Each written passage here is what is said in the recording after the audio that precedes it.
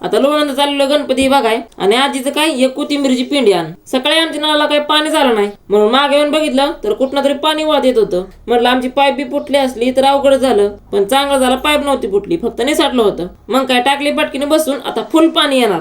आता दादाच्या लग्नाची चर्चा जोरदार चाललेली ही बघा. वर बापाच्या टेंगरा कोण बी घाल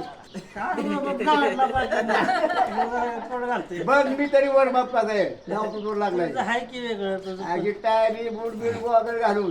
आता ह्यांची चर्चा चालू दे म्हणलं आपण अभ्यासाला बसलं पाहिजे. कसं आहे ह्यांची चर्चा चालायची घोडभर, परत मला अभ्यास करावा लागला रातभर. आता गाडी एक लई मिळाली तिथे एक नियोजन करायचं होतं धुवायचं. आता लोणंद चाललेलं गणपती बघाय आणि आजीचं काय एक कोथिंबीरची पिंडी आण. आम्ही पहिल्यांदा मावस भाऊच्या गॅरेजवर आलो, इथं वाईस गाडीला तेल वगैरे केलं. आता आलो पेटत. गणपतीचं मस्त डेकोरेशन सामान वगैरे लागलेलं.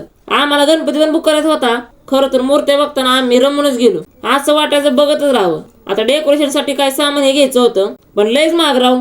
बसून घ्या म्हणलं आणि चला आता. घरी आलो तर 3 जागेवर 3 वाळवणं. आता गाडी धुवाय घेतली, चकाचक घासून बिसून मस्त धुवून काढली. बरं तेवढं लाईक पण करून जावा.